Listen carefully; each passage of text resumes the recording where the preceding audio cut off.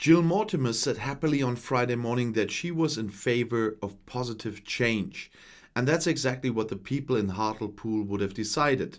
It's time for change. Mortimer's justification for a victory in the British House of Commons by election sounds absurd at first glance, because the farmer stood for the Conservative Party of Prime Minister Boris Johnson. The Tories have ruled the UK for 11 years, and their third head of government after David Cameron and Theresa May has been in office for almost 2 years. Doesn't someone who thinks a change in their circumstances are necessary logically turn to the opposition? In her brief address, the new MP pointed out two factors as to why this was not the case on Thursday. Not only had a woman been elected for the first time to represent the northern English port city in London. She said, "I'm also the first Conservative in 57 years. She said that proudly.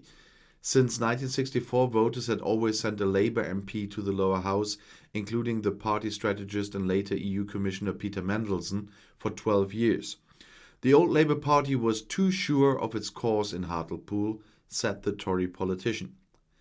That is only true in the historical sense.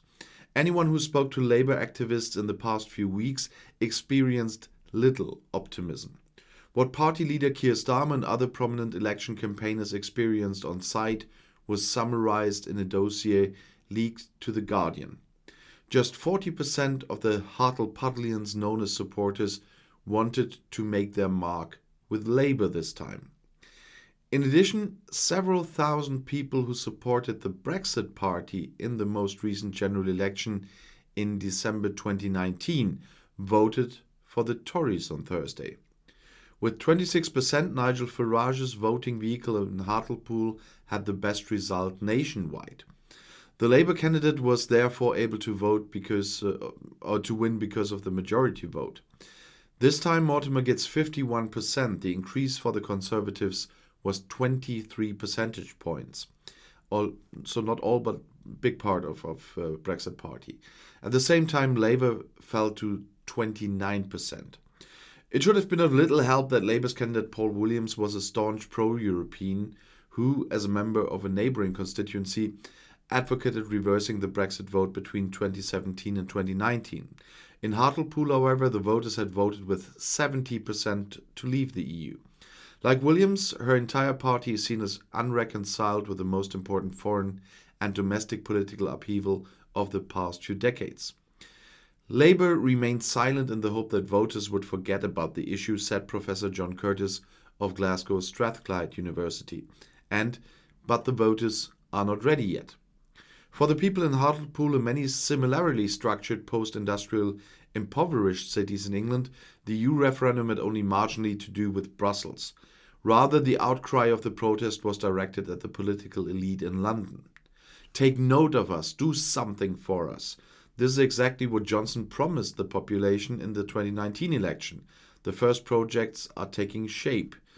The Treasury is moving thousands of jobs from London to Darlington in Northern England, and the Teesside region, to which Hartlepool belongs, is to get a duty-free port.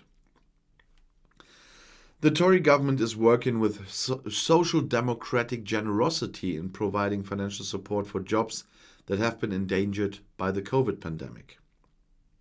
And after devastating mishaps in the fight against SARS-CoV-2, the vaccination campaign has been running almost smoothly for months. More than half of the people received a dose, a quarter are fully vaccinated. Difficult times for any opposition party. For the Social Democrats, there are also two specific problems. The chairman Starmer, who has been in office for a year or more, with his cool forensic manner does not come up against Johnson's lively optimism and lies.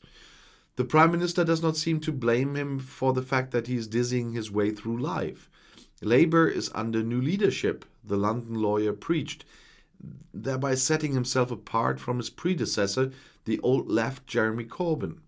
But what does the leadership consist of? The question remains unanswered. Nobody knows what Labour stands for, reports a market researcher from the small group discussions with those interested in politics. On the other hand, the Labour Party is faced with the same dilemma as its sisters on the continent. The old electorate, made up of socially conservative workers and small salaried employees, has shrunk or migrated to the right. There is an influx, if at all, of younger socially liberal city dwellers, reports election researcher Curtis. The results of the mayoral election in London and Manchester, expected over the weekend, should indicate this. The party also appears to have held its own in Wales. That may give Starmer and his people a little courage. It will be a long time before the British see the opposition party in large numbers as a vehicle for positive change. And at the moment when I'm filming this video, the elections are not all counted.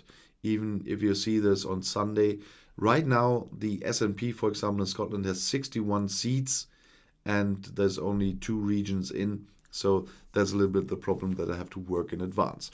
But in my live stream today, I will talk about the results in Scotland, especially, and the impact, of course, on the independence referendum and everything else. So don't forget to join me at 6 p.m. CET tonight. And if you want to stay informed, please subscribe to my channel. Auf Wiedersehen.